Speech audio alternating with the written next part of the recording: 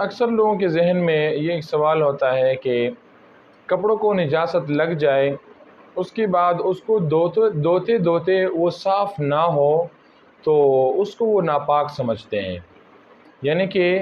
اگر کبھی کبھار منی کے قطرے کپڑوں کو لگ جائے، مطلب احتلام ہو جائے اور منی کے قطرے کپڑوں کو لگے ہوئے ہو، اسی طرح خون ہو، جو ناپاک خون لگا ہو کبھی کبھار کپڑوں کو لگ جاتی ہے، اسی طرح کوئی اور ایسا چیز جو ناپاک ہو اور وہ کپڑوں کو لگ جائے تو اس کو وہ صاف کرتے کرتے مطلب تک جاتے ہیں، لیکن اس کا رنگ ظاہر سی بات سے نہیں اترتا، تو اس کا حکم کیا ہے؟ یعنی کہ یہ کپڑے پاک ہوں گے یا ناپاک ہوں گے؟ تو اس کا جواب یہ ہے کہ جب کوئی ناپاک چیز آپ کے کپڑوں کو لگ جائے، یعنی کہ منی کے قطرے لگ جائیں،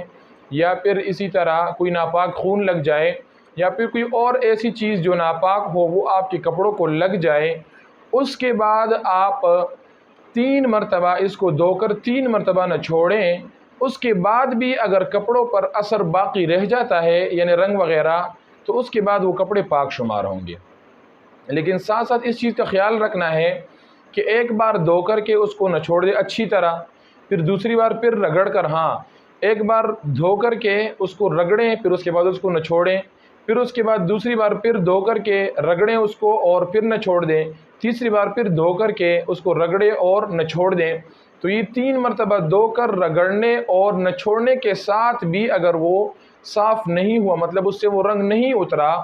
تو اس سے یہ کپڑا ناپاک کے حکم میں نہیں ہوگا، بلکہ یہ کپڑا پاک ہو جائے گا اور بلا کراہت اس میں آپ نماز بھی پڑھ سکتے ہیں، اسی طرح کوئی بھی عبادت آپ اس میں سر انجام دے سکتے ہیں۔ تو خلاصہ یہ ہوا کہ جب بھی کسی کپڑے پر کوئی نجاست لگ جائے، اس کو پاک کرنے کا طریقہ یہی ہے کہ 3 مرتبہ دھو کر کے رگڑے اور نہ چھوڑے ہر مرتبہ دھونے کے ساتھ۔ اس کے بعد اگر وہ اس جگہ سے وہ نجاست کا جو اثر ہوتا ہے، رنگ ہوتا ہے، اگر وہ اس جگہ سے زائل ہوا تو اور اچھی بات، لیکن اگر زائل نہ ہو سکا